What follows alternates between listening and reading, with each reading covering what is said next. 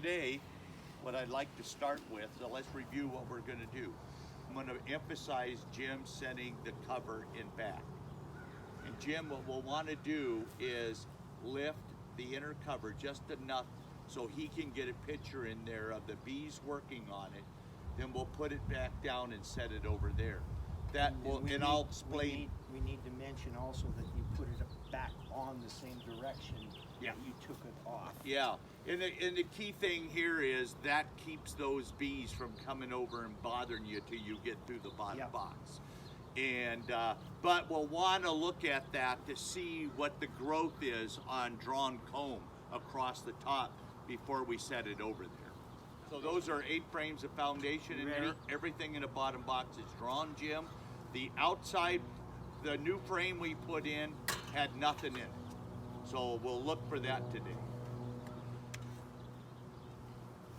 Take the telescopic cover off and set it behind the hive like we showed you. And we're gonna take the inner cover and loosen it up and take a peek in there, then put it back on there, and then set the hive back over there. But we just wanna look and see what our bee activity up here is. Hardly anything. So we'll set the box, the top box over there.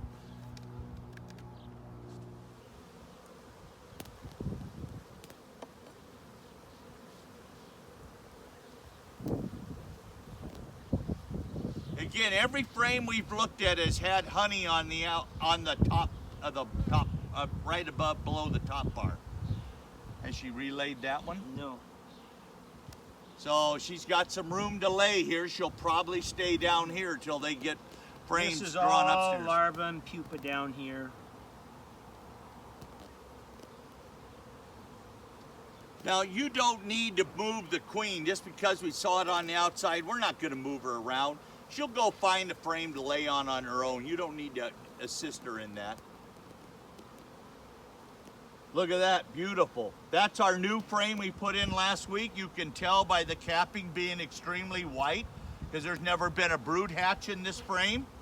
She laid that frame just like it's the way you want it to look, and look at how close to the bottom bar she's drawn out and laid. New beekeepers sometimes struggle with identifying capped honey versus capped brood. Telling the difference is about location of the cells and their color. On brood frames, bees tend to cap honey in the corners and the wax is white. Brood is capped in the middle of the frames and the wax is off-white.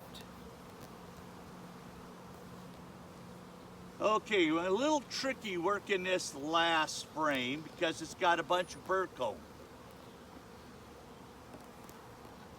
We'll lay that burr comb over here when we cut it out. So we got a bunch of burr comb here, and Jim's going to cut it out. Last week we had brood in here. Okay, so she's got room to relay, but as you'll notice, they're starting to put honey there. And we try to take the burr comb off without hurting any bees. Now, let me hold that for just a second for Jim. He's going to get that off. You might run a little smoke there if they don't get off of that comb. Yeah, they're going off pretty easy. This is our message to them: don't do this anymore. But she has laid a few eggs in there, but not much on this outside frame. But last week it was all brood, and you can see as it hatched out, they put the honey in like they're supposed to. Eventually, somewhere in the season, this frame will end upstairs.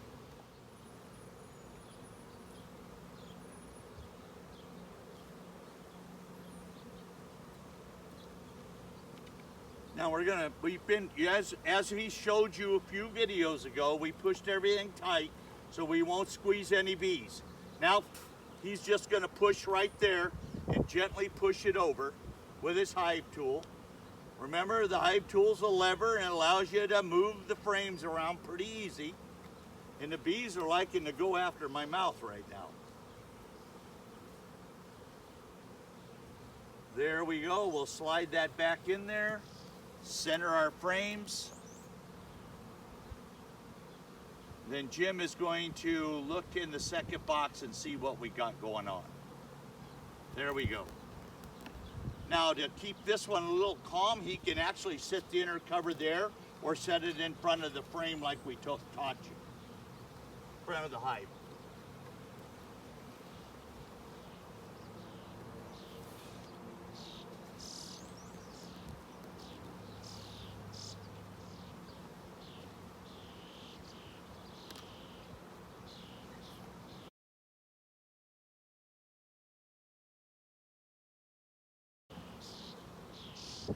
We don't have a lot of activity in this box, so setting this on here like this is an okay thing to do. We'll check a few frames and see what's going on. I don't see any sign of a frame being drawn out, but if that box is clear full of bees, you're not going to want to work it on top of that box. You're going to want to work it on top of the other one. Okay, he's just sorting through, but we look down, it doesn't look like they've drawn anything out. And nothing in there yet. So we probably were a week early, but because they had drawn that 8th frame out so fast, we were a little nervous about leaving the bees without a box. Carefully put your inner cover on. The violence you are observing and hearing as Jerry uses the word carefully is wood against wood. It's done by Jim. It saves bee lives, really. Try and make sure you don't kill any bees. Put your telescopic cover on. Now you're going to record your information. Now what we saw in that hive is probably the equivalent of a frame of honey plus, but we also had brood on every frame. So how do you as a hobbyist do that? I mark it as 8 frames of brood, so I know there was a significant amount of brood on the frames, and I mark it with a full 1+ honey. We're a frame of honey plus if you add it all together. So that's how I do it. Even though there's only 8 frames in there, it helps me. Put it up the next time, I'll be checking again to look at how that second box is going. And because we are in a dearth right now, we have a 10 to 14 day dearth in Spokane when the dandelions go away. So be cognizant of that. Just let them ride out the dearth. They're doing what they did right now. You notice they did not go up into the upper box because last week the dandelions were dying.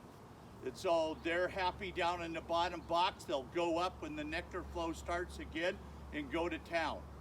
Okay, and she'll hatch out all that brood and that'll force them up into that second box next week. So it looks pretty good. It's an outstanding hive. We're not worried about the bees not drawing out comb in the second box. You do not need to feed this hive. You shouldn't need to feed yours if that looks like that. Jim, you got anything? This rain that we got the other day may bring on some bloom that we weren't expecting, so the dearth may not be as big as we anticipate. That's true. Now right here at my house, we hardly got any rain at all. So I do not expect to see the dandelions rebloom like we did last year. I noticed since the rain, the black locusts now have just started to come on out by me, and that's a huge nectar source. So you will see our next big nectar source here at this location is the black locust. It's all through this neighborhood, and the bees just go crazy on it. And so you should be expecting, look around your neighborhood and look at what's going to bloom next, and you will get a good chance to see what it is. I always drive the neighborhood to see, what kind of bloom I'm getting. And all of the tree bloom and brush bloom bushes are all done. I don't have any. I have some trees way down over by Northwood that are blooming right now, but they're pretty far away. And our next big bloom will be clover and alfalfa. And clover looks really good for first cutting of alfalfa when I've driven around the remote areas. Up by Meade, out by Campbell Road, the non-irrigated alfalfa is looking really good. But if we don't get more rain, there will not be a honey flow off the second cutting. Even if that does bloom and they don't cut it, if there's no moisture in the ground, Yep. they're not going to get any nectar. Let's talk a little bit about why we see this comb here like we did, is that we have a gap on each side when we push the frames together, and the bees are taking advantage of that gap. So really what's going to happen here is we're going to take that comb off. If there's any honey left on it, which there is, we'll just set it right here and they'll clean that honey up and put it back in the hive. Which frame are we going to take out? This one here is going to be very difficult. This one here looks like we can break it apart and get it out. So we always say to get the outside frame out, but sometimes they have made it so it's difficult to get it out without killing a lot of bees. So look at Jim lifting that straight up. Let's take a look at it.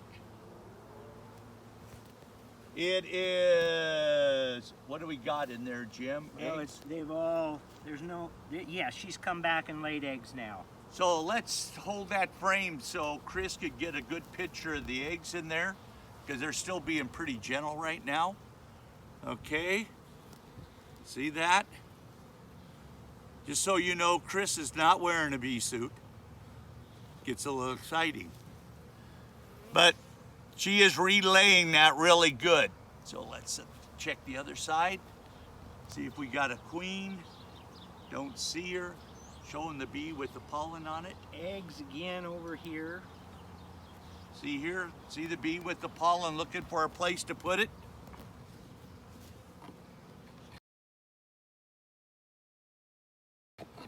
And you can see a newly emerged worker right here. See him staggering around like he's drunk? See how fuzzy her thorax is? They're so cute. Now we're gonna set that frame out very carefully. You're good. And we're gonna take a look at this outside frame just to see what we got here.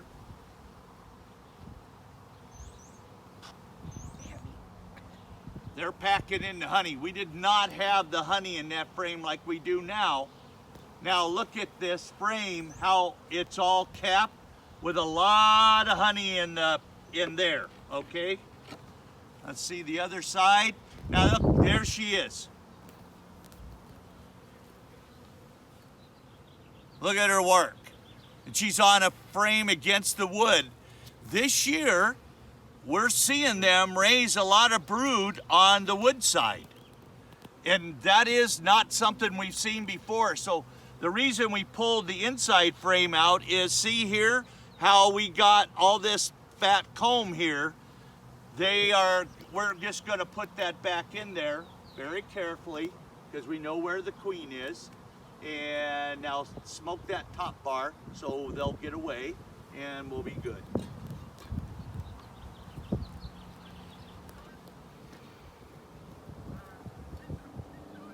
Okay, let's look at frame number 3. You'll notice we have a 21 on every one of these frames. Last week when we looked at this hive, the new frame we'd added in, which is this one right here, was totally drawn out, but it had nothing in it. That's really good. Have we relayed that side? Not yet. So she hasn't moved her way over here to relay this. We'll get her to do that here soon. It's interesting, by this time last year we were seeing queen cells in a lot of hives. We're not seeing that this year. Now there's a couple drones that have appeared right here. Look at how nice that frame is. Drawn out, honey in the corners, ideal, but a good sign to you is that it's capped, which tells you they're comfortable that they're getting enough honey in to sustain their ongoing operations.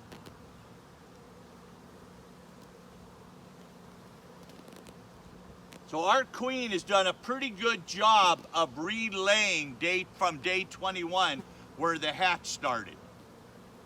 Again, she's laid, and here's She's where laid all through here. Yep. This is all larva now. so this she- would have been the late hatch.